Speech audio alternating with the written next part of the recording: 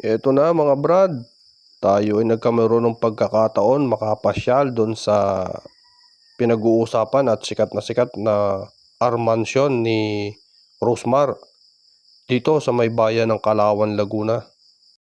At ngayon nga ay matitikman natin yung sinasabi nila na unlimited overload pares ni Rosmar.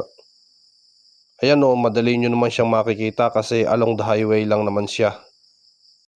At swerte tayo sa araw na ito dahil hindi masyadong marami ang tao, kaya makakapasok tayo at makakaparking sa loob.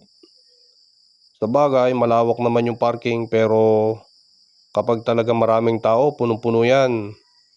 Mapipilitan kang sa highway na lang mag-parking dahil sa sobrang dami ng tao.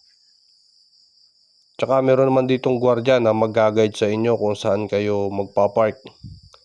At dahil nakasingle na motor naman ako, kaya humanap ako ng mas malilim para hindi naman masyadong mainitan yung aking motor.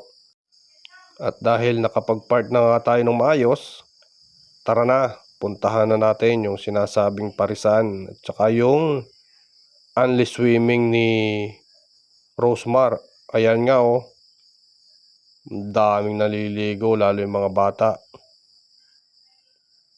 Tapos ito, swerte talaga tayo, kukunti yung pila, kaya naka-order kagad tayo ng ating pares.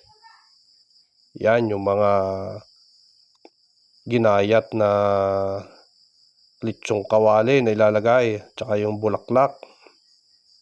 At ito nga yung ating na-order, nakasalang na. Tapos after nyo mag-order doon, dito naman yung lagayan ng sabaw. Ito yung sinasabing unli sabaw.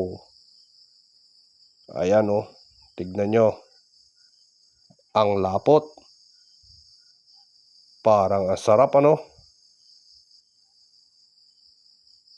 At ito na nga yung laman ng kanyang pares. Yan oh, litsong kawali tsaka yung bulaklak prito. Ayan, matitikman na natin. Okay mga brad, at ako'y gutom na. Teka't kakain na muna. Salamat po.